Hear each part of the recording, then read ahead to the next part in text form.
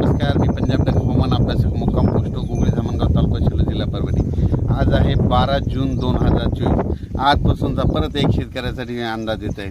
सर्व शेतकऱ्याला सांगू इच्छितो की राज्यामध्ये आतामध्ये 12 जून, 13 जून आणि 14 जून दरम्यान आणि 15 जून दरम्यान दररोज भाग बदलत पाऊस पडणार आहे, म्हणून हा अंदाज लक्षात येतो. सर्व शेतकऱ्याला सांगू इच्छितो ज्यांच्या शेतामध्ये एकच ओल असले तर तुम्ही पेरणी करायला हरकत नाही.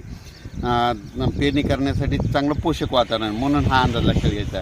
आणि परत एक शेतकऱ्याला सांगतो की म्हणजे आता सध्या खंड वगैरे काही नाही, उगाच घाबरू नका. काय होणार आहे, राज्यात पाऊस पडणार आहे. 20-22 जूनपर्यंत पाऊस पडणार आहे. आज या तालुक्यात पडणार आहे, उद्या दुसऱ्या तालुक्यात पडणार आहे, म्हणून हा अंदाज लक्षात घ्यायचा.